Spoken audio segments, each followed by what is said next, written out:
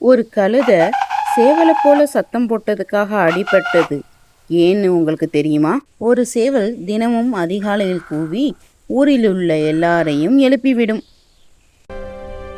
நானும் இதை பண்ணினா எல்லாரும் என்ன பாராட்டுவாங்க. இதுதான் கழுதையோட எண்ணம். அடுத்த நாள் காலை திடீரென கழுதை கத்தியது. சத்தம் கேட்ட உடனே மக்கள் பயந்தெழுந்து வேகமாக கோபமாக வெளியே வந்தாங்க. இது என்ன சத்தம் என்று சொல்லி கழுதையை துரத்தி எல்லாரும் அடிக்க ஆரம்பிச்சாங்க. அடிபட்ட கழுதை பார்த்து சேவல் சொன்னது, ஒவ்வொருவருக்கும் தனி வேலை இருக்குன்னு.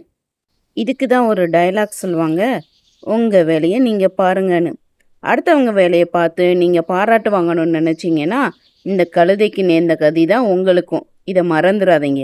இந்த கதை பிடித்தால் லைக் பண்ணுங்க, கமெண்ட் பண்ணுங்க, மறக்காம சப்ஸ்கிரைப் பண்ணிடுங்க.